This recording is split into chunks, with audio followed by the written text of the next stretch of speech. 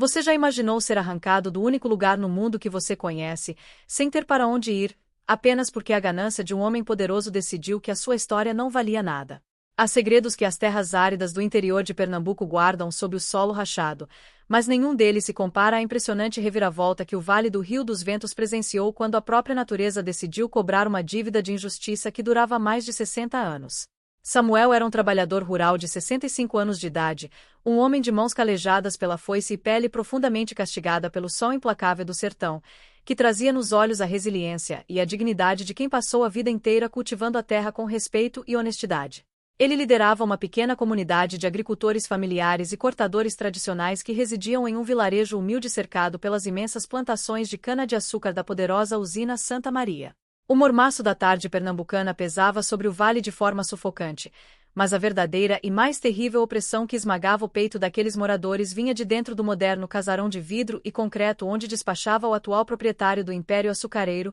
o Dr. Augusto. Augusto era um homem frio, calculista e ambiciosamente impiedoso de 45 anos de idade, herdeiro direto de uma linhagem de coronéis latifundiários que sempre trataram a região e os seus habitantes como meros instrumentos para a acumulação de riqueza imediata. Quando uma das secas mais severas e extremas do século atingiu o coração do estado, transformando o leito dos rios em caminhos de poeira e fazendo com que a vegetação da caatinga perdesse suas últimas folhas verdes, a ganância de Augusto revelou sua face mais sombria e destrutiva. Com o objetivo cruel de sufocar financeiramente os pequenos produtores e forçá-los a vender suas terras históricas por valores miseráveis, o usineiro tomou uma atitude drástica e desumana. Ordenou o fechamento completo das comportas de metal do imenso açude particular que controlava o fluxo de água de toda a bacia hidrográfica local, cortando de forma abrupta o acesso ao líquido vital que abastecia as casas, os animais e as pequenas lavouras de subsistência da comunidade rústica. Numa tarde de calor escaldante, enquanto as crianças do vilarejo choravam de sede e os animais tombavam sem força sobre o solo seco, Augusto assistia ao desespero do povo de cima de sua caminhonete importada, acreditando que a sede seria a ferramenta perfeita para consolidar o roubo patrimonial que sua família planejava há décadas. Uma história emocionante e profunda sobre a disputa por heranças territoriais, conflitos familiares rurais e a busca por uma vingança justa onde a dignidade prevalece contra a tirania. Se essa história tocar seu coração e fizer você refletir sobre o valor da justiça, se inscreva no canal, deixa o like e comenta o nome da cidade de onde você está assistindo, para sabermos até onde a força desse enredo foi capaz de chegar. O calor úmido e asfixiante que subia da terra crestada parecia evaporar as últimas esperanças que restavam no coração dos habitantes do Vale do Rio dos Ventos. A paisagem sertaneja, outrora marcada pela imponência dos canaviais que verdejavam sob o sol, transformará-se em um cenário de desolação cinzenta, onde a poeira fina levantada pelo vento cobria os móveis simples das choupanas de taipa. Dr. Augusto controlava os passos de seus capatazes armados com ordens ríspidas e sem qualquer vestígio de piedade cristã, enquanto seu advogado particular, um homem de olhar esquivo e roupas caras que destoavam completamente da realidade rústica do sertão, observava o sofrimento dos moradores locais com um sorriso cínico de vitória estampado nos lábios. Eles sabiam perfeitamente que o isolamento geográfico e a falta crônica de recursos financeiros deixavam a comunidade de Samuel completamente desprotegida diante do poder econômico da usina, e o bloqueio criminoso das águas do açude fora a armadilha cirúrgica ideal para forçar um êxodo rural em massa. Os capangas da empresa, cumprindo as determinações diretas do usineiro cruel, patrulhavam as margens secas dos canais de irrigação para garantir que nenhuma família humilde ousasse retirar uma única gota de água para saciar a sede de seus rebanhos famintos, demonstrando uma ausência absoluta de compaixão pela situação de extrema vulnerabilidade em que aqueles idosos e crianças se encontravam. Samuel não derramou uma única lágrima de desespero diante da arrogância e da soberba de seus opressores. Ele sabia muito bem, com a sabedoria acumulada em mais de 6 décadas de sobrevivência no sertão, que o choro diante da tirania de Augusto seria interpretado como um sinal definitivo de submissão e derrota, e o seu orgulho de trabalhador honesto o impedia de implorar por misericórdia aos que haviam construído seu império sobre a exploração do suor alheio. Ele reuniu os moradores mais antigos na sombra de uma velha árvore de juazeiro, a única que ainda mantinha suas folhas verdes graças às suas raízes profundas, e pediu paciência e união para que todos resistissem firmes contra a pressão psicológica exercida pela usina. Samuel trazia guardada na memória as histórias contadas por seu avô sobre a formação daquele vale, narrativas antigas que falavam de um tempo em que as terras pertenciam legitimamente aos pequenos cultivadores, antes de uma misteriosa inundação artificial ter sepultado o passado e transformado a região em um monopólio açucareiro. Enquanto a secura extrema continuava a castigar o solo, rachando a terra em fendas profundas que pareciam feridas abertas no corpo do sertão, o velho líder caminhava pelas margens do reservatório que encolhia a cada dia, observando o recuo histórico das águas barrentas com a certeza silenciosa de que o destino estava prestes a revelar algo que os homens poderosos tentaram esconder debaixo do lodo por mais de 60 anos de impunidade. O recuo impressionante e sem precedentes do espelho d'água do açude da usina Santa Maria começou a desenhar uma nova e assustadora realidade na paisagem do vale. À medida que o sol escaldante de Pernambuco evaporava os últimos metros cúbicos do reservatório que antes parecia infinito, formas escuras e pontiagudas começaram a romper a superfície da lama ressecada, chamando a atenção dos cortadores de cana que passavam pela estrada de barro. Não se tratava de troncos de árvores mortas ou de rochas naturais do leito do rio, mas sim das estruturas imponentes de alvenaria e tijolos maciços de um antigo complexo industrial colonial que fora engolido pelas águas no século passado. Eram as ruínas do velho Engenho da Redenção, a estrutura central da antiga comunidade autônoma que existia no vale antes que os antepassados de Dr. Augusto assumissem o controle absoluto da região por meio de métodos sombrios e nunca totalmente explicados pelos livros de história locais. A notícia de que o engenho submerso estava emergindo do fundo do lodo espalhou-se pela comarca como um rastro de pólvora acesa, atraindo a curiosidade mística dos mais jovens e despertando memórias dolorosas e há muito adormecidas no peito dos moradores mais idosos do vilarejo rústico. Samuel foi o primeiro a se aproximar das ruínas cobertas de lodo seco e conchas de água doce, sentindo uma forte emoção dominar seu peito ao tocar nas paredes de pedra que seu próprio avô ajudara a erguer quando o vale ainda era um lugar de fartura compartilhada e liberdade produtiva. O casarão do engenho, a moenda de ferro fundido importada da Europa e a chaminé imensa que desafiava o tempo mantinham-se surpreendentemente intactas sob a proteção da água que as cobrara por mais de 6 décadas consecutivas. O usineiro Augusto, ao tomar conhecimento de que o passado colonial de suas terras estava exposto aos olhos do público, ordenou imediatamente que seus capatazes cercassem a área com estacas de madeira e arame farpado, proibindo terminantemente a aproximação de qualquer morador do vilarejo sob a alegação jurídica de que as ruínas localizavam-se dentro do perímetro de sua propriedade privada. Ele temia, no recesso de sua consciência culpada, que os segredos sepultados por seus antepassados viessem à tona e ameaçassem a legitimidade das escrituras de posse que sustentavam a fortuna e a influência política de sua família perante as autoridades da capital do estado.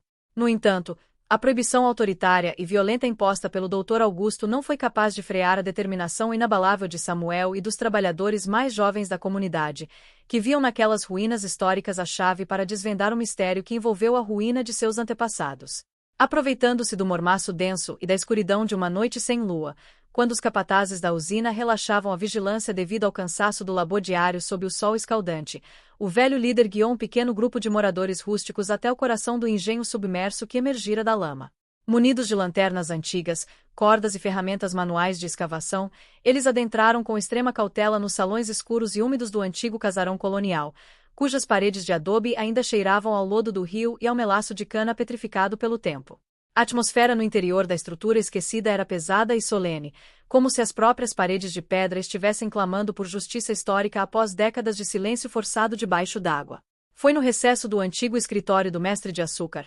localizado abaixo das imensas vigas de madeira de lei que sustentavam o teto do casarão, que os olhos atentos de Samuel avistaram algo que fez seu coração acelerar de forma impressionante. Semi-enterrada na lama seca que cobria o piso de ladrilhos hidráulicos, encontrava-se uma pesada caixa de metal hermeticamente vedada com travas de bronze e lacres de cera que traziam o brasão oficial do Império Brasileiro. A caixa, fabricada com uma liga de ferro naval resistente à corrosão aquática, havia sido escondida deliberadamente dentro de um nicho secreto na parede de pedra antes que as águas do açude cobrissem de forma definitiva todo o vale do Rio dos Ventos. Com auxílio de uma alavanca de ferro e demonstrando um respeito quase religioso pela integridade do objeto sagrado, os jovens trabalhadores conseguiram retirar a caixa de seu esconderijo histórico. De repente, o silêncio da noite foi quebrado pelo feixe de luz forte de lanternas táticas e pelo estalar de galhos secos. 2 capatazes armados da usina, que faziam a ronda noturna montados a cavalo, avistaram a movimentação suspeita nas ruínas do engenho e avançaram rapidamente em direção ao casarão,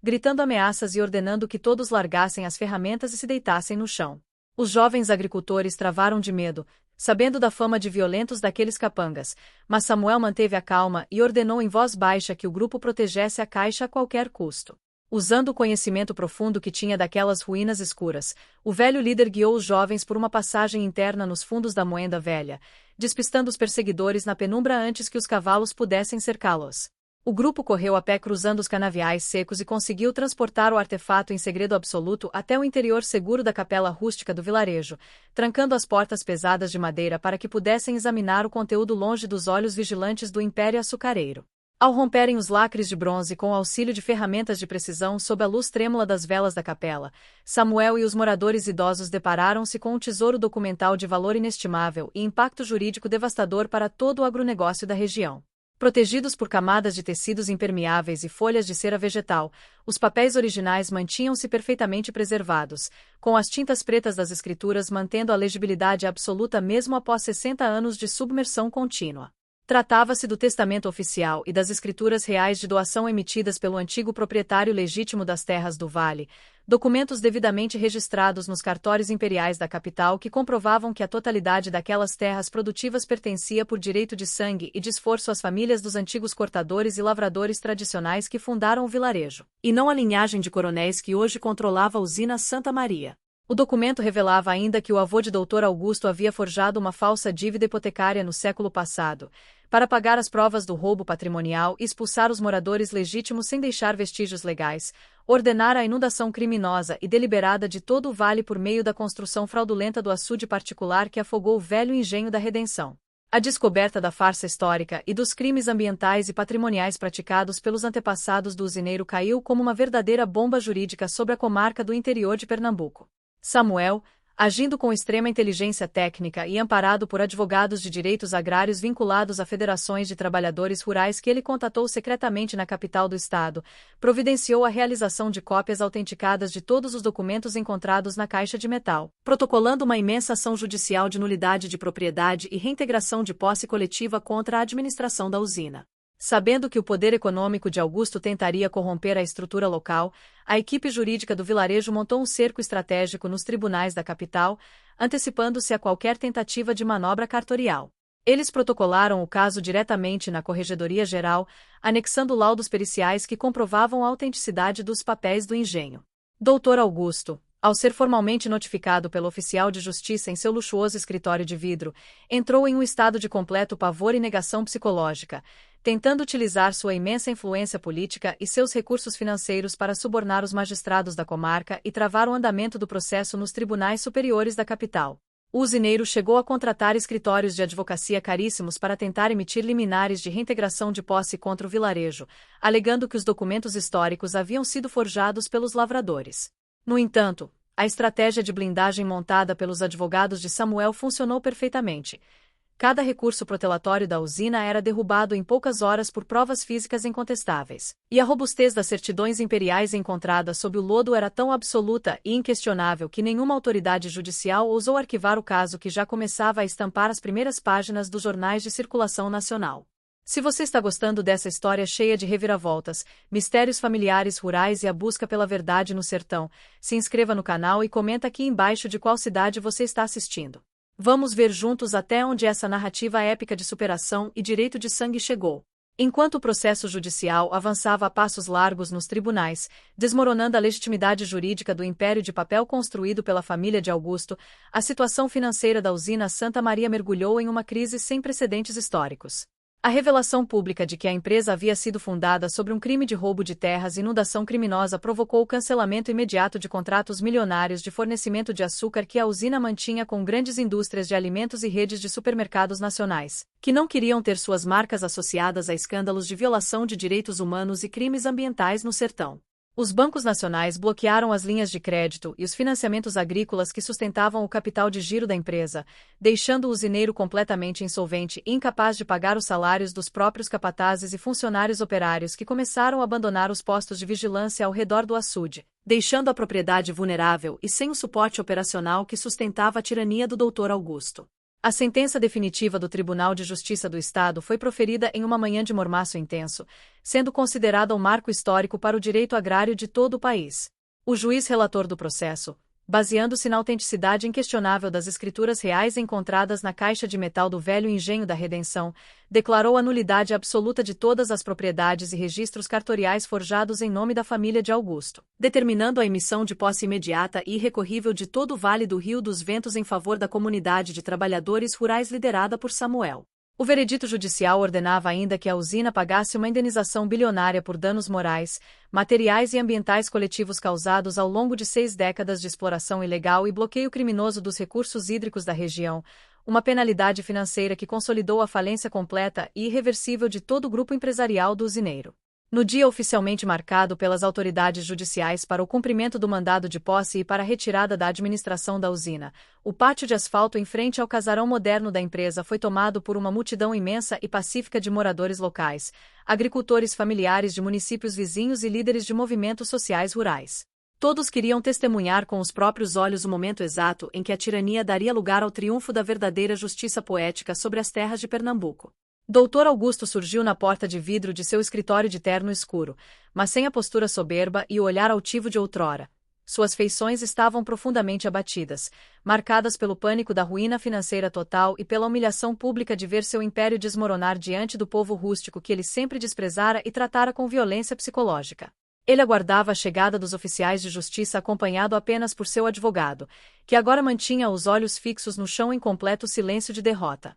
Samuel caminhou calmamente à frente do povo sertanejo, vestindo sua blusa de algodão simples e segurando nas mãos calejadas a pasta com os documentos de posse emitidos pelo Tribunal do Estado. Ele subiu as escadarias que davam acesso à entrada principal da usina com passos lentos, firmes e repletos de uma altivez serena que emanava de sua dignidade conquistada com trabalho honesto e resiliência comunitária ao longo de uma vida inteira de sofrimento. Ao ficar face a face com o homem que havia cortado a água de sua família na seca extrema para tentar sufocá-los pela sede, o velho líder deu uma lição inesquecível de grandeza moral e superioridade espiritual que chocou a todos os presentes. Em vez de aplicar o mesmo ódio, o despejo violento e a humilhação que sua comunidade receberá no passado, Samuel declarou perante o juiz e as testemunhas oficiais que a cooperativa que estava sendo fundada garantiria a Augusto o direito de retirar todos os seus pertences pessoais de valor sentimental da residência de forma pacífica, e que os antigos proprietários não seriam perseguidos ou maltratados, pois a verdadeira justiça não se alimenta de vinganças sangrentas ou linchamentos morais, mas sim da restauração do direito e da dignidade dos humildes sobre a terra de seus antepassados. A reviravolta jurídica, social e humana operada pela vitória da comunidade de Samuel mudou para sempre e de forma estrutural toda a dinâmica econômica e trabalhista de todo o interior de Pernambuco, extinguindo as velhas práticas coloniais de exploração que ainda persistiam na lavoura canavieira. O complexo industrial da usina e as vastas plantações de cana-de-açúcar foram totalmente integrados à recém-criada Cooperativa do Açúcar da Redenção, uma organização agroecológica pioneira onde cada antigo cortador de cana e lavrador braçal tornou-se sócio igualitário com direito a voto nas assembleias e parceiro direto na divisão equitativa de todos os lucros gerados pela produção agrícola. O moderno casarão de concreto e vidro da administração foi transformado em um centro de pesquisa agroecológica e em uma escola técnica de agricultura sustentável voltada para a formação profissional gratuita dos jovens filhos dos trabalhadores rurais da região, garantindo a eles um futuro de oportunidades reais no campo sem a necessidade de migração para as periferias das grandes cidades. Se você está gostando dessa história cheia de reviravoltas, mistérios familiares rurais e a busca pela verdade no sertão, se inscreva no canal e comenta aqui embaixo de qual cidade você está assistindo. Vamos ver juntos até onde essa narrativa épica de superação e direito de sangue chegou. As terras do Vale passaram por uma reestruturação produtiva profunda e ecologicamente consciente sob a liderança técnica de engenheiros agrônomos que a cooperativa contratou com os primeiros recursos das exportações. As comportas do imenso açude foram abertas de forma controlada pelas mãos dos próprios moradores, restaurando o fluxo natural das águas do Rio dos Ventos e devolvendo a vida e a fertilite ao ecossistema da Caatinga que havia sido severamente prejudicado pelo bloqueio criminoso de Augusto. As grandes plantações de cana-de-açúcar que antes dependiam do uso massivo de defensivos químicos e fertilizantes artificiais poluentes foram convertidas em lavouras de cultivo totalmente orgânico e integrado a sistemas agroflorestais que preservavam a biodiversidade local e protegiam as nascentes de água doce que abasteciam o vale. O plano de transição técnica foi meticuloso. Os cooperados implementaram a rotação de culturas, plantando leguminosas entre as linhas de cana para fixar nitrogênio naturalmente no solo exaurido, e desenvolveram biofertilizantes à base de restos de matéria orgânica e vinhaça controlada. O açúcar orgânico de alta pureza e o melaço produzidos pela cooperativa de Samuel alcançaram índices inéditos de qualidade biológica, atraindo o interesse comercial imediato de grandes redes internacionais de comércio justo e indústrias de alimentos saudáveis da Europa e dos Estados Unidos, que passaram a pagar valores valorizados em moeda estrangeira pelo produto sustentável de Pernambuco, garantindo uma receita sólida que mudou a realidade financeira de cada cooperado. O modelo pioneiro de reforma agrária sustentável, preservação ambiental e distribuição justa de renda criado pela comunidade de Samuel transformou o Vale do Rio dos Ventos em um verdadeiro exemplo de desenvolvimento social respeitado mundialmente por grandes instituições. Uma comissão técnica especial composta por observadores internacionais e cientistas sociais vinculados diretamente à Unesco desembarcou no interior de Pernambuco com o objetivo oficial de auditar os resultados humanos e documentar a eficácia econômica daquela revolução agroecológica nascida da secura extrema. Os peritos globais caminharam pelas lavouras orgânicas, inspecionaram as instalações da cooperativa e conversaram longamente com os idosos do vilarejo que participaram da abertura da caixa de metal do velho engenho da Redenção, ficando profundamente maravilhados com o nível de organização comunitária, com a erradicação completa da pobreza local e com a preservação histórica do patrimônio cultural material e imaterial da região. Como resultado direto dessa auditoria, a Cooperativa do Açúcar da Redenção foi oficialmente contemplada com o prestigiado Selo Internacional de Excelência em Tecnologia Social Transformativa, convertendo o Vale em um patrimônio intangível de desenvolvimento humano sustentável amparado por diretrizes globais de cooperação comunitária. O impacto científico e jurídico da transformação estrutural operada no sertão pernambucano alcançou os mais importantes centros acadêmicos mundiais quando professores e cientistas sociais da renomada Universidade de Harvard, nos Estados Unidos, decidiram integrar o caso de Samuel em suas cátedras permanentes de Direito Agrário Comparado, Resolução de Conflitos Rurais e Economia do Desenvolvimento Sustentável. Uma delegação de doutorandos e pesquisadores norte-americanos passou meses residindo no vilarejo rústico, investigando minuciosamente como a descoberta dos documentos imperiais debaixo d'água e a aplicação prática do perdão judicial a Augusto conseguiram reestruturar a economia de uma região inteira, erradicando a miséria crônica local sem a necessidade de conflitos civis violentos ou desorganização produtiva na lavoura de cana. O amplo estudo de caso publicado pela instituição acadêmica comprovou de forma matemática e científica que o modelo de agricultura familiar cooperativa integrado à preservação ecológica e ao manejo hídrico consciente era infinitamente mais estável, produtivo e lucrativo a longo prazo do que o antigo sistema latifundiário colonial baseado na opressão, no egoísmo corporativo e na degradação humana dos trabalhadores braçais do sertão. O projeto cooperativo passou a figurar nos manuais universitários mundiais como o Protocolo de Pernambuco para o Desenvolvimento Agrário Justo, servindo como modelo oficial de política pública a ser estudado e replicado por ministérios do desenvolvimento de dezenas de nações da América Latina, África e Ásia continental que enfrentavam problemas históricos semelhantes de concentração de terras e desigualdade social no ambiente rural. Toda a monumental saga de superação pessoal, resiliência comunitária, vitória jurídica e redenção ecológica liderada por Samuel no Vale do Rio dos Ventos despertou o interesse imediato de grandes produtoras de entretenimento e plataformas de streaming com alcance global em dezenas de países. Uma equipe internacional de cineastas e documentaristas foi enviada ao interior de Pernambuco para capturar com lentes de alta definição as paisagens contrastantes da Caatinga revitalizada, as ruínas majestosas do velho engenho da Redenção emergindo das águas e os depoimentos profundamente emocionados dos cortadores de cana idosos que haviam recuperado a dignidade e a posse legítima de suas terras históricas após mais de 60 anos de humilhação familiar. O documentário de longa-metragem resultante de todo esse esforço de produção, batizado com o nome oficial de nosso canal, foi distribuído globalmente para milhões de lares ao redor do planeta por meio de plataformas líderes de mercado como a Netflix, alcançando os primeiros lugares em listas de audiência especializada e transformando a história do velho líder que resistiu à sede em um símbolo universal e atemporal de justiça poética, dignidade humana e respeito sagrado à via comunitária sobre o solo do sertão brasileiro. A consolidação desse projeto agroecológico no Nordeste brasileiro demonstrou em termos pragmáticos que a economia solidária possui uma resiliência muito superior aos antigos modelos de exploração fundiária. Cada família associada passou a gerenciar de forma independente seus próprios lotes de produção sustentável, integrando o plantio da cana-de-açúcar orgânica com culturas tradicionais de subsistência como o feijão de corda, a mandioca e o milho, garantindo a segurança alimentar de todo o vale e gerando um excedente produtivo que passou a abastecer as feiras ecológicas das grandes capitais estaduais. O antigo esgoto industrial que a velha usina despejava de forma irresponsável nos leitos dos riachos foi completamente desativado, dando lugar a modernos sistemas biológicos de tratamento de resíduos por meio de zonas de raízes e filtragem natural, purificando a água que retornava para o leito do Rio dos Ventos e permitindo o reaparecimento de espécies nativas de peixes e anfíbios que haviam desaparecido da região devido à poluição sistemática promovida pelas antigas administrações da empresa.